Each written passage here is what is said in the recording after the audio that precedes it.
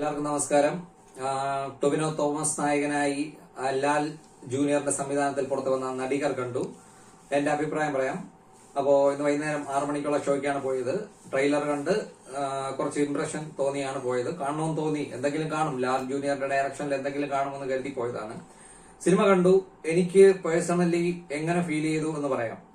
Cinema ഈ അടുത്ത കാലത്ത് കണ്ട മലയാള സിനിമകളിൽ തന്നെ ഏറ്റവും സ്പെഷ്യൽ ആയിട്ടുള്ള ഒരു വർക്കായിട്ടാണ് നടികർ തോന്നിയത്.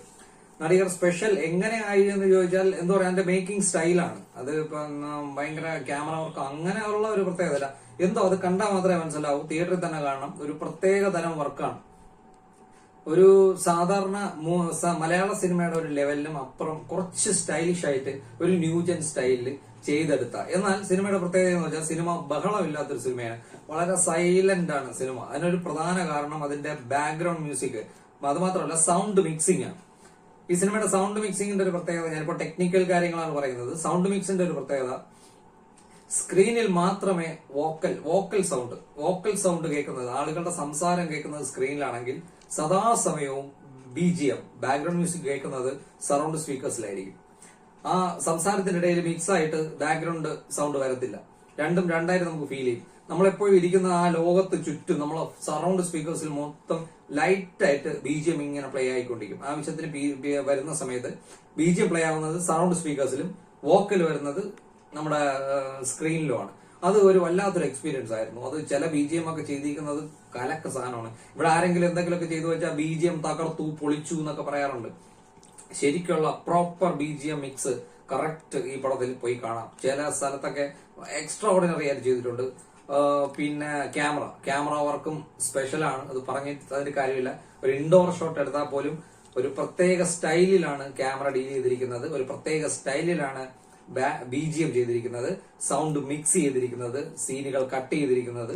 അങ്ങനെ ടെക്നിക്കലി പറഞ്ഞ പടം വേറെ ലെവൽ നിൽക്കുന്ന ഒരു പടമാണ്.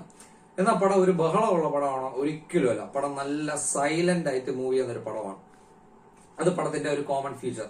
ഇനി വേറെ കുറച്ച് കാര്യങ്ങൾ പോസിറ്റീവ്സ് പറയാം. അഭിനയിച്ചിരിക്കുന്നവർ, പെർഫോമൻസ്, എല്ലാവരും ഒരു സിനിമയുമായി ബന്ധപ്പെട്ട ഒരു സിനിമയാണ്. ഒരു സിനിമാ നടന്റെ, ഒരു സൂപ്പർ സ്റ്റാറിന്റെ ജീവിതത്തിൽ ഉണ്ടാകുന്ന കുറെ സംഭവങ്ങളും അയാളുടെ ജീവിതത്തിലെ അയാളുടെ അഹങ്കാരം, ഈഗോ, ഇതൊക്കെ അയാളെ എവിടെ കൊണ്ടെത്തിക്കുന്നു എന്നൊക്കെ ഉള്ള കാര്യത്തെ പറ്റി പറയുന്ന ഒരു സിനിമയാണ്. അതുകൊണ്ട് തന്നെ ഒരുപാട് സിനിമ ഷൂട്ടിങ്ങും കാര്യങ്ങളൊക്കെ ഡീറ്റെയിൽ ആയിട്ട് കാണിക്കും. ഈ സിനിമ കാണുമ്പോൾ മനസ്സിലാവും ശരിക്കും ഒരു സിനിമ ഷൂട്ടിംഗ് നമ്മൾ വിചാരിക്കുന്നവർ അത്ര ഈസി ആയിട്ടുള്ള പരിപാടിയല്ല. ഒരു സൂപ്പർ സ്റ്റാർ ആവുക എന്ന് പറയുന്നത്, സൂപ്പർ സ്റ്റാറിന്റെ ലൈഫ് അത്ര സുഖകരമല്ല. ഇതൊക്കെ നമുക്ക് ഈ സിനിമയിൽ നിന്ന് മനസ്സിലാവും. ഇതില് ഒരുപാട് ആക്ടേഴ്സ് ഉണ്ട്, ഒരുപാട് ചെറിയ വലുതുമായിട്ടുള്ള ഒരുപാട് ആക്ടേഴ്സ് ഉണ്ട്. Leading Tovino, second Soubin. അപ്പോ ടൊവിനോ, സൗബിൻ എന്നല്ല, അതിൽ അഭിനയിച്ചിരിക്കുന്ന ഓരോ വ്യക്തികളും കംപ്ലീറ്റ് എല്ലാരും തന്നെ പെർഫെക്റ്റ് ആക്ടിംഗ് ആണ്, നൈസ് ആക്ടിംഗ് ആണ്. ആരും ഓവറല്ല, ആരും താഴോട്ടുമല്ല. ശരിക്കും നാച്ചുറൽ ആയിട്ട് നമ്മൾ ഒട്ടും പ്രതീക്ഷിക്കാത്ത, ഇതുവരെ നാടകീയമായി അഭിനയിച്ചിരുന്ന ചില ഡ്രാമ പോലെ തോന്നുന്ന ചില നടന്മാര് പോലും ആ സിനിമയിൽ വളരെ നീറ്റായിട്ട് അഭിനയിച്ചിട്ടുണ്ട്. ആരെയും ഒരു കുറ്റവും പറയാൻ പറ്റില്ല. നല്ലൊരു ഒഴുക്കാണ് സിനിമ. ഇനി വേറെ പറയാൻ നിന്നാൽ നമ്മളെ സൗബിന്റെ അഭിനയം എനിക്ക് പൊതുവെ അത്ര സുഖകരമല്ല. പല സിനിമകളിലും ഇതിൽ സൗബിനൊക്കെ വളരെ നീറ്റായിട്ട് ചെയ്തിട്ടുണ്ട്. പക്ഷെ പതിവ് പോലെ തന്നെ പുള്ളിക്കാരൻ പറയുന്നതൊന്നും നമുക്ക് മനസ്സിലാവില്ല. ഒരു വക പറയുന്നത് മനസ്സിലാവുന്നില്ല. മൊത്തത്തിൽ ആ സിനിമയിൽ ഡയലോഗ്സിന് കുറച്ച് സ്പീഡുണ്ട്. അത് സംവിധായകൻ ശ്രദ്ധിക്കണമായിരുന്നു. കാശ് കൊടുത്ത് കാണാനാണ് ചെന്നിരിക്കുന്നത്. വിഷ്വൽ മാത്രം കണ്ടാൽ പോരാ, പറയുന്ന കാര്യങ്ങൾ കൂടെ മനസ്സിലാവണം. അത് സംവിധായകൻ കുറച്ചുകൂടെ ശ്രദ്ധിക്കണമായിരുന്നു. ഒരുപാട് ഡയലോഗ്സ് വളരെ സ്പീഡാണ്. പ്രത്യേകിച്ച് സൗബിന്റെ ഡയലോഗുകൾ ഒന്നും നമുക്ക് മനസ്സിലാവുന്നില്ല. അത് വേറൊരു കേസ്. പിന്നെ ഭാവനയുണ്ട്. ഭാവനയുടെ അപ്പിയറൻസ് എന്ന് പറഞ്ഞാൽ ഒരു ലിപ് ലോക്ക് സീനൊക്കെ ഉണ്ട്. അതിനു വേണ്ടിയാണ് പുള്ളിക്കാർ വന്നതുപോലെ തോന്നും. പിന്നെ അനാവശ്യമാണ്, ആവശ്യമില്ലാതെ കുറെ സീനുകളിൽ കൂടെ വെറുതെ ഇട്ടിട്ടുണ്ട്. പ്രത്യേകിച്ചൊന്നും എടുത്ത് പറയാനില്ല. പിന്നെ ഇതൊക്കെ തന്നെയാണ് പോസിറ്റീവ്സ്. പിന്നെ സിനിമയുടെ ഏറ്റവും വലിയ പോസിറ്റീവ്, സിനിമ കണ്ടു തുടങ്ങിയ മൊമെന്റ് മുതൽ എനിക്ക് ഗ്രാഫ് ഇങ്ങനെയാണ് പൊയ്ക്കൊണ്ടിരുന്നത് സിനിമ. അതായത് മുകളിലേക്ക് പൊയ്ക്കൊണ്ടിരുന്നു. നല്ല ത്രില്ലിങ്, വളരെ ത്രില്ലിങ് എന്നല്ല, വളരെ നീറ്റ് ആൻഡ് ക്ലീൻ ആയിട്ടുള്ള ഒരു ഫിലിം മേക്കിംഗ് ആയിട്ടാണ് എനിക്ക് തോന്നിയത്. ഞാൻ ഇന്നൊരു ഒരു മലയാള സിനിമയാണ് കാണുന്നത് പോലും മറന്നു. ആ റേഞ്ചിലാണ് ഗ്രാഫ് മുകളിലേക്ക് പൊയ്ക്കൊണ്ടിരുന്നത്. ഇന്റർവെല്ലായി അത്ര ഹൈലി ഇംപ്രസ്ഡ് ആയിട്ട് തന്നെയാണ് ഞാൻ നിന്നത്. എനിക്ക് നല്ല ഇഷ്ടപ്പെട്ടു. എല്ലാ കാര്യങ്ങളിലും ഒരൊറ്റ കുറ്റം പറയാൻ പറ്റാത്ത രീതിയിൽ സംഭവ ബഹുലമായ രീതിയിൽ കഥ പൊയ്ക്കൊണ്ടിരുന്നു. അടുത്ത് എല്ലാ മലയാള സിനിമകൾക്കും സാധാരണയായി ഇപ്പോ കാണുന്ന പല മലയാള സിനിമകൾക്ക് സംഭവിക്കുന്ന പോലെ ഉയർന്നുകൊണ്ടിരുന്ന ഗ്രാഫ് ഇന്റർവെല് കഴിഞ്ഞ് സ്ട്രെയിറ്റ് ലൈനിലായി. പ്രത്യേകിച്ച് പറയാൻ സംഭവങ്ങളൊന്നും ഇല്ലാതെ, അങ്ങനെ വലിയ സംഭവങ്ങളും കാര്യങ്ങളൊന്നും ഇല്ലാതെ കഥ സ്ട്രെയിറ്റ് ലൈനിൽ മുന്നിലോട്ട് പോകുന്ന ഒരവസ്ഥയിലേക്ക് വന്നു. ശരി, അതും സഹിക്കാം. വലിയ സംഭവങ്ങളൊന്നുമില്ല, ഇങ്ങനെ സഹിക്കാം. ഇതിന് ഏറ്റവും അവസാനത്തെ ഒരു 15 മിനിറ്റ്, ലാസ്റ്റത്തെ ഒരു 15 മിനിറ്റ് ഈ ഗ്രാഫ് ഇങ്ങനെ സ്ട്രൈറ്റ് ലൈനിൽ പോയ ഗ്രാഫ് കുത്തനെ താഴേക്കാണ് പോയത്. ഏറ്റവും അവസാനത്തെ ഒരു 15 മിനിറ്റ് ഉണ്ട് ഉറങ്ങിപ്പോവും. ശരിക്കും പറഞ്ഞാൽ എങ്ങനെയെങ്കിലും ഒന്ന് തീർന്നു കിട്ടിയാൽ മതി എന്ന് തോന്നിപ്പോവും. ആ സീൻ അവിടെ ഉൾപ്പെടുത്തേണ്ട യാതൊരു കാര്യവും സംവിധായകൻ ഇല്ലായിരുന്നു. വെറുതെയാണ് അങ്ങനെ ഒരു സീൻ അതിന്റെ അകത്ത് ഉൾപ്പെടുത്തിയത്. അത് കാണുമ്പോഴേ നിങ്ങൾക്ക് മനസ്സിലാവും എന്തിനാണ് ആ സീൻ എന്ന് ചോദിച്ചാൽ അത് കഥയുമായി ബന്ധപ്പെട്ട സീനാണ്. അവിടെ തനി സിനിമയുടെ ഫുൾ ക്വാളിറ്റി നശിപ്പിച്ചുകൊണ്ട് സ്ക്രിപ്റ്റിനാണ് കുഴപ്പം, വേറെ ഒന്നിനുമല്ല. തിരക്കഥയിൽ ആ സീനിന് പകരം മറ്റു ചില രീതിയിൽ ആ സിനിമ കഥയെ എഡിപ്പിക്കാമായിരുന്നു. പക്ഷെ അത് ചെയ്തിട്ടില്ല. ആ ഭാഗം കണ്ടു കഴിഞ്ഞാൽ മൊത്തത്തിൽ നമ്മൾ അങ്ങ് തളർന്നുറങ്ങിപ്പോവും. മൊത്തത്തിൽ തീർന്നാ മതി എന്നുള്ള ഒരവസ്ഥയിലേക്ക് പോകും. അപ്പോ അത് വല്ലാത്ത ഒരു നെഗറ്റീവ് ഇംപ്രഷൻ. അതുകൊണ്ട് ഈ പടത്തിന്റെ ടോട്ടൽ ഇമ്പാക്ട് എന്ന് പറഞ്ഞാൽ കണ്ടിറങ്ങുന്ന വ്യക്തിക്ക് ആദ്യം കണ്ട നല്ല കാര്യങ്ങൾ പോലും പിന്നീട് മറന്നു പോകാൻ ചാൻസ് ഉണ്ട്. അത് ഇതിന്റെ അവസാനം, ക്ലൈമാക്സ് എന്ന് പറയാൻ പറ്റില്ല, അവസാനത്തെ കുറെ സംഭവങ്ങൾ. സെക്കൻഡ് ഹാഫ് തണുത്തു, ശരിയാണ്, സെക്കൻഡ് ഹാഫ് തണുത്തു, എൻഡിങ് അങ്ങ് വീഴുന്നു, അതാണ് സത്യം. പക്ഷെ ഞാൻ ഈ പടത്തിനെ വെറുക്കുകയോ കുറ്റം പറയുകയോ പ്രാകുകയോ അങ്ങനെയൊന്നും ചെയ്യുന്നില്ല.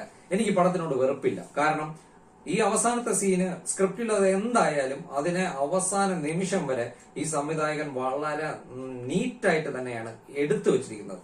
മേക്കിങ്ങിലും പെർഫോമൻസിലും മറ്റ് കാര്യങ്ങളിലൊന്നും യാതൊരുവിധ പാളിച്ചകളും ഈ സിനിമയ്ക്ക് സംഭവിച്ചിട്ടില്ല. ആ ഒരൊറ്റ കാര്യത്തിൽ ഞാൻ ബഹുമാനിച്ചു. എടുക്കേണ്ട പോലെ നീറ്റായിട്ട് എടുത്തു വെച്ചിട്ടുണ്ട്, ആ ഒരൊറ്റ കാര്യം. പിന്നെ ടോവിനോ എടുത്തു പറയാൻ മറന്നുപോയി. ടോവിനോയുടെ വളരെ ബെസ്റ്റ് ആയിട്ടുള്ള ഒരു കിടിലൻ ഒരു ക്യാരക്ടറാണ്. എല്ലാ തലങ്ങളും കവർ ചെയ്തുകൊണ്ടുള്ള നല്ലൊരു ക്യാരക്ടറാണ്. പുള്ളിക്കാരൻ മാരക ലുക്കാണ്, സ്റ്റൈലിഷ് ആണ്, നല്ല അവതരണങ്ങളാണ്, നല്ല നല്ല സംഭവങ്ങളുണ്ട്. ടോവിനോ ഈ അടുത്ത കാലത്തായിട്ട് സമ്മതിക്കേണ്ട ഒരു കാര്യമാണ്. ടോവിനോ എല്ലാത്തരം റോളുകളും സ്റ്റാർ വാല്യൂയോ തന്റെ ഒരു കരിയറിന്റെ ഒരു ഇതോ ഒന്നും നോക്കാതെ എന്ത് ക്വാളിറ്റിയുള്ള എന്ത് റോള് കൊടുത്താലും ധൈര്യമായി ചെയ്യാൻ തയ്യാറാകുന്ന ചെറുപ്പക്കാരൻ. അദ്ദേഹത്തിന് എന്തായാലും ഒരു നല്ല ഒരു സമയം ഉണ്ട്, ഇതിനേക്കാൾ നല്ലൊരു സമയമുണ്ട്, അത് സംഭവിക്കാൻ പോവുകയാണ് എന്ന് എനിക്ക് എന്റെ മനസ്സ് പറയുന്നു. അപ്പോ ഈ സിനിമ തിയേറ്ററിൽ കാണാൻ ചെന്നിരുന്നപ്പോ ഇന്ന് 6 മണിക്കുള്ള ഷോ, ഫസ്റ്റ് ദിവസം 6 മണിക്കുള്ള ഷോയ്ക്ക് എന്റെ കൂടെ ഒരു മാക്സിമം ഒരു 30 പേരുണ്ട്. തിയേറ്ററിൽ 30 പേര് ഏതാണ്ടുള്ളൂ. വളരെ ഗതികെട്ട ഒരവസ്ഥയാണ് സിനിമ ഇപ്പൊ ഓടുന്നത്. ഇനി അങ്ങോട്ട് എന്താവുമെന്നറിയില്ല. ഇതിനി ആരൊക്കെ എന്തൊക്കെ പറഞ്ഞാലും, കൊക്ക് പറഞ്ഞാലും കോഴി പറഞ്ഞാലും എനിക്ക് തോന്നിയ അഭിപ്രായം ഇതാണ്, ഇത് ഓടേണ്ട സിനിമയാണ്. ഇത് ഒരു സിനിമ ലവർ അല്ലെങ്കിൽ സിനിമയെ നല്ല രീതിയിൽ മനസ്സിലാക്കി എല്ലാ രീതിയിലും ഒരു ഫിലിം മേക്കിംഗ് മനസ്സിലാക്കുന്ന ഒരു നല്ലൊരു വ്യക്തിക്ക് ഈ സിനിമ കാണണം, തിയേറ്ററിൽ നിന്ന് തന്നെ കാണണമെന്ന് ഞാൻ പറയും. അല്ലാതെ ആഘോഷിക്കാനും ഒക്കെ പോകുന്നവർക്ക് നടന്മാരുടെ മുഖവും സ്റ്റാർ വാല്യൂയും ഇതൊക്കെ വെച്ച് പോകുന്നവർക്ക് എനിക്കറിയില്ല. പക്ഷെ സിനിമ എന്താണെന്ന് മനസ്സിലാക്കി പോകുന്ന ഒരു വ്യക്തിക്ക് ഇത് കാണേണ്ട ഒരു സിനിമ തന്നെയാണ്. പക്ഷെ ഒരു എക്സ്പീരിയൻസ് എന്നുള്ള രീതിയിൽ അവസാനം നല്ല ഡൗൺ ആയി. അത് എല്ലാവരും ഒന്നടങ്കം സമ്മതിക്കും, എനിക്ക് മാത്രം തോന്നുന്നതല്ല. നമ്മൾ തുടക്കത്തിൽ കണ്ടതാണ് അവസാനം കാണുന്നതെന്ന് സംശയം തോന്നിപ്പോകും. തുടക്കത്തിൽ ഭയങ്കര കിടിലമായിരുന്നു. ഇന്റർവെൽ വരെ എനിക്ക് ഇന്റർവെല്ലിൽ പടം സ്റ്റോപ്പ് ചെയ്തപ്പോ ബാക്കി പടം പെട്ടെന്ന് സ്റ്റാർട്ട് ചെയ്യണമെന്നൊരു ഫീൽ, അതായത് ബാക്കി എനിക്ക് കാണണം നല്ല രീതിയിൽ. പിന്നെ എല്ലാ സിനിമകളെയും, ഒരുപാട് മലയാള സിനിമകളെ നല്ല രീതിയിൽ കളിയാക്കി പാരഡി സ്പൂഫ് പോലെ ആക്കിയിട്ടുണ്ട്. ഒരുപാട് സീനുകളിൽ നമ്മൾ മലയാള സിനിമയും മലയാള സിനിമയിലെ നടന്മാരെയും കുറെ സംഭവങ്ങളെയും ഇതിനെല്ലാം ടച്ച് ചെയ്ത് നല്ല കോമഡി ലെവലിൽ കാര്യങ്ങൾ ഫണ്ണായിട്ട് ചെയ്തു വെച്ചിട്ടുണ്ട്. ഭയങ്കര ഇൻട്രസ്റ്റിംഗ് ആണ് സിനിമ ഇന്റർവെൽ വരെ. അത് കഴിഞ്ഞും കൊള്ളാം, മോശം താന്നുപോയി എന്ന് പറയാൻ ക്ലൈമാക്സ് മാത്രം, അതാണ് എന്റെ അഭിപ്രായം. പിന്നെ ടെക്നിക്കലി മറക്കണ്ട, എടുത്തു പറയേണ്ട ഒരു കാര്യമാണ്, ഇതുപോലത്തെ ഒരു ഫിലിം മേക്കിംഗ് സ്റ്റൈല് ഞാൻ ഒട്ടും പ്രതീക്ഷയില്ല. വളരെ സ്പെഷ്യൽ ആയിട്ടുള്ള ഒരു ഫിലിം മേക്കിംഗ് സ്റ്റൈലായിരുന്നു. അത് എൻജോയ് ചെയ്യാൻ തിയേറ്ററിൽ ഭയങ്കര ഒരു എക്സ്പീരിയൻസ് ആയിരുന്നു. അപ്പൊ ഇതാണ് എന്റെ അഭിപ്രായം. കഴിയുന്നവർ കാണുക, കാരണം നല്ല ഡെഡിക്കേറ്റഡ് ആയിട്ടുള്ള ഒരു വർക്കാണ്. കാണാൻ കഴിയുമെങ്കിൽ കാണുക.